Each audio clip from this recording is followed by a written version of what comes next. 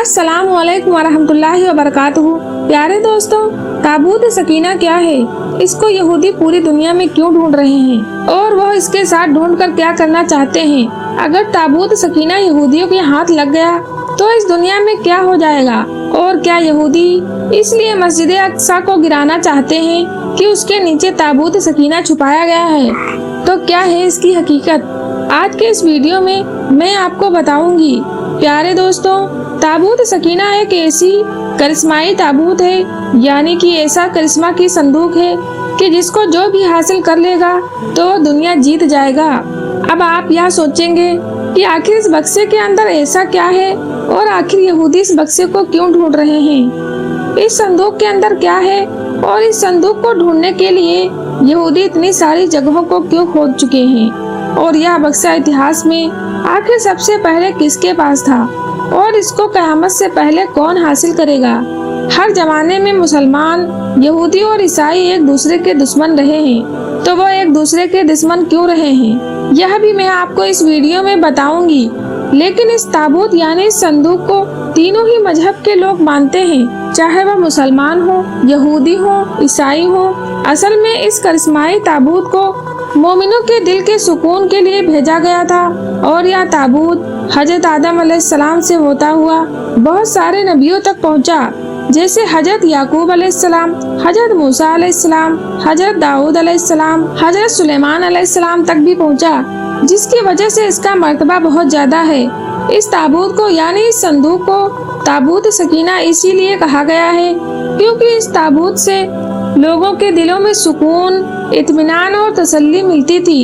इसी सुकून और इत्मीनान की वजह से इस संदूक का नाम ताबूत सकीना है, और इसको अंग्रेजी में अर्क ऑफ द कॉन्वेंट कहा गया है। प्यारे दोस्तों, रिवायतों के हिसाब से इस बक्से को अल्लाह ताला की तरफ से हजरत आदम अलैहिस्सलाम को दिया गया था, जो शमशाद की लकड़ी से बना हुआ बहुत भारी बक्सा था। इसे आप जन्नत से अपने साथ इस दुनिया में लेकर आए थे, और वफात तक यह बक्सा हजरत आदम अलैहिस्सलाम के पास ही रहा। जब हजरत आदम अलैहिस्सलाम की वफात का वक्त आया तो आपने इस बक्से को अपने बेटे हजरत सीस अलैहिस्सलाम को दे दिया। इस तरह यह ताबूत हजरत सीस अलैहिस्सलाम की औलाद में चलता रहा, यहाँ तक कि यह हजरत याकूब अलैहिस्सलाम तक पहुँचा, और उनके बाद फिर यह बनी इसराइल के पास पहुँच गया, और फिर बनी इसराइल से होता हुआ हजरत मूसा अलैहिस्सलाम के पास आ गया। फिर हजरत मूसा अलैहिस्सलाम ने रेगिस्तान की तपती धूप में घूमने के बाद अपनी कौम के लिए इबादत का एक घर बनवाया, और इस घर में एक छोटी सी ऐसी जगह बनाई जहां आपने इस ताबूत सकीना यानी इस बक्से को रख दिया था। बाद में इसी जगह पर हजरत दाऊद अलैहिस्सलाम और हजरत सुलेमान अलैहिस्सलाम ने बहुत शानदार इबादत गाह बनवाई, जहां इस बक्से को रखने के लिए एक इमारत बनवाई गई, जिसे हैकल सुलेमानी का नाम दिया गया। ये इमारत जिन्नातों की मदद से बनवाई गई थी, जिसमें कीमती पत्थर, याकूत, जुमुर, सोने चांदी की तख्तियां और दीवारें थीं। इस हैकल में चमक और रोशनी इस तरह थी कि रात में भी रोशनी की जरूरत नहीं पड़ती थी। और जिस खास कमरे में ताबूत को रखा गया था उसका नाम अलकुद था। सवाल यह उठता है कि इस ताबूत यानी बक्से में आखिर ऐसा क्या था कि जिसको बनी इसराइल बहुत ही मुकद्दस मानते थे। तो दोस्तों, दरअसल इस बक्से में पैगंबरों के तबर्रुखात थे, उनकी यादें थीं, जिनमें लोहे कुरानी और ओरिजिनल तौरात किताब और वह बर्तन जिस पर बनी इसराइल के लिए जन्नत से खाना आया करता था, हजरत यूसुफ अलैहिस्सलाम का कुर्ता, हारून अलैहिस्सलाम का जुब्बा मुबारक, मूसा अलैहिस्सलाम की लाठी और अमामा, और हजरत सुलेमान अलैहिस्सलाम की अंगूठी थी। इसके अलावा भी बहुत सारे पैगंबरों की यादें थी। यह बक्सा बनी इसराइल के लिए बहुत ही फायदेमंद था। बनी इसराइल जब भी काफिरों से जंग करते थे और दुश्मनों की बड़ी बड़ी फौज को देखकर डर जाते थे, और जब उनके दिलों की धड़कनें तेज हो जाया करती थी तो वो ताबूत को अपने आगे रख लेते थे, और इस ताबूत से ऐसी बरकत और रहमत निकलती थी कि बनी इसराइल के जवानों के दिलों में सुकून और इत्मीनान पैदा हो जाता था, और उनके कांपते हुए दिल चट्टान की तरह मजबूत हो जाते थे, और इस तरह वो हर जंग में जीत जाया करते थे।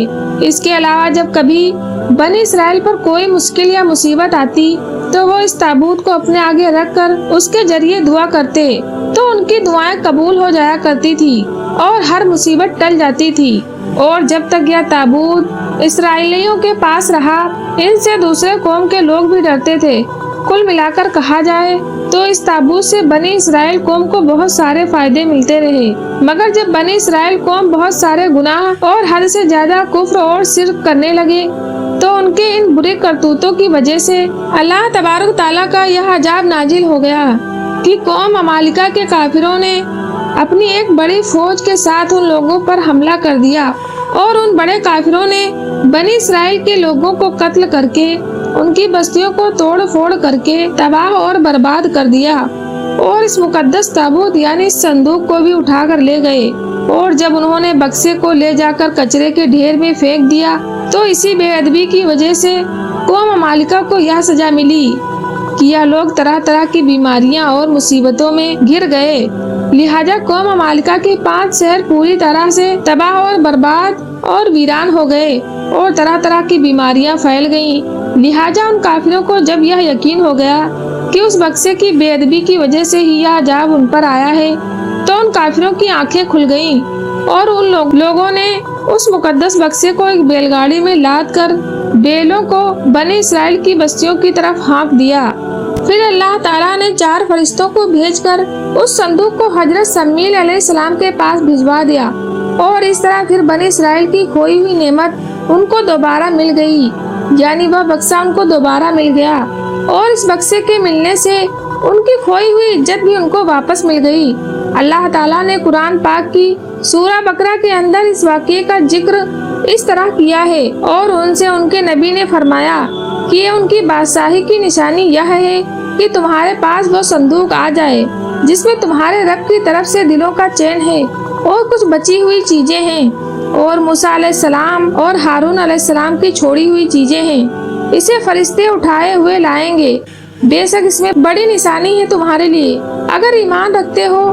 لیکن دوستوں، یہودی قوم اتنی بری قوم تھی کہ وہ ہر زمانے میں کسی نہ کسی برائی میں ہی لگ جاتی تھی۔ جب وہ دوبارہ کفر اور شرک کرنے لگے تو اللہ تعالیٰ کی طرف سے عذاب کی شکل میں ایک ظالم بادشاہ بخت نصر نے یروشلم شہر میں ان پر حملہ کر دیا اور شہر کو پوری طرح سے تباہ اور برباد کر دیا، اس کو آگ لگا دی اور 5 سے 6 لاکھ یہودیوں کو قتل کروا دیا۔ ان تباہیوں کی وجہ سے ہی تابوت سکینہ کہیں غائب ہو گیا، اور آج تک یہ پتہ نہیں چل پایا کہ تابوت سکینہ کہاں چلا گیا۔ یہودی قوم کے کچھ ماہر لوگ اس کی تلاش میں آج تک لگے ہوئے ہیں تاکہ وہ اس کو ڈھونڈ کر اپنی اس عزت کو واپس پا سکیں جو انہوں نے کھو دی۔ دوستو، تابوت سکینہ آج کہاں ہے؟ اس کے بارے میں بہت ساری الگ الگ رائے ہیں اور الگ الگ اندازہ لگایا جاتا ہے۔ کچھ کہتے ہیں کہ بخت نصر کے حملے کے بعد اس تابوت کو افریقہ لے جایا گیا تھا اور وہاں ایتھوپیا کے ایک چرچ میں اسے رکھ دیا گیا تھا جہاں وہ آج بھی موجود ہے۔ کچھ لوگوں نے لکھا کہ جاپان کی پہاڑیوں میں کسی بادشاہ نے اس تابوت کو دفن کروا دیا تھا۔ مشہور آرکیولوجسٹ ران وائٹ کا کہنا ہے کہ یہ عرب ملک کے کسی حصے میں موجود ہے، جبکہ ایک اندازے کے حساب سے یہ صندوق حضرت سلیمان علیہ السلام کے محل میں کہیں دفن ہے جو فلسطین میں آج بھی گم ہے، جس کی کھوج یہودی کافی وقت سے کر رہے ہیں۔ اس محل کی بنیاد کو آج بھی یہودی ڈھونڈنے کی کوشش کر رہے ہیں، جسے ہیکل سلیمانی کہتے ہیں، اور زیادہ تر اس کو سولومن ٹیمپل کے نام سے جانتے ہیں۔ دوسری طرف مسلم علماؤں کے بہت سی رائے ملتی ہیں۔ کچھ کے نزدیک یہ تابوت صوفیوں کے پاس ہے جو ہر زمانے میں ایک کے بعد ایک ان کے پاس پہنچتی رہی ہے، اور اہل تشیع یعنی شیعہ لوگوں کا کہنا ہے کہ یہ تابوت اہل بیت کے اماموں کے پاس رہا۔ اس کے بعد یہ تابوت امام مہدی علیہ السلام کو وراثت میں مل گیا، جس کو آپ قیامت سے پہلے اپنے ساتھ لے کر آئیں گے اور اسی تابوت کے ذریعے یہودیوں سے جیت حاصل کریں گے۔ بہرحال یہ تابوت ان جگہوں میں ہونے کی یہ باتیں ایک اندازے کے حساب سے کہی گئی ہیں، لیکن اصل میں یہ تابوت کہاں ہے اس کا صحیح علم، صحیح جانکاری اللہ تعالیٰ کو ہے۔ حالانکہ یہ بات طے ہے کہ تابوت سکینہ جس دن دنیا میں ظاہر ہوگی اس دن شاید قوم کی تاریخ بدل جائے گی، اور جس قوم کے پاس تابوت آئے گی وہ تمام قوم پر جیت حاصل کرے گی۔ تو اللہ تعالیٰ نے وعدہ کیا ہے کہ اسلام پوری دنیا پر غالب آ کر رہے گا، تو یہ تابوت اسلام کے پاس ہی آئے گی۔ मुसलमानों के पास ही आएगी। दोस्तों, मैं उम्मीद करती हूँ कि ताबूत सकीना क्या है इसकी पूरी जानकारी आपको मिल गई होगी और यहूदी इसे क्यों ढूंढ रहे हैं यह भी आपको पता लग गया होगा और आप अच्छी तरह समझ गए होंगे। अगर आपको ऐसी ही हिस्टोरिकल और इस्लामिक वीडियो देखना चाहते हैं तो हमारे चैनल को सब्सक्राइब करें।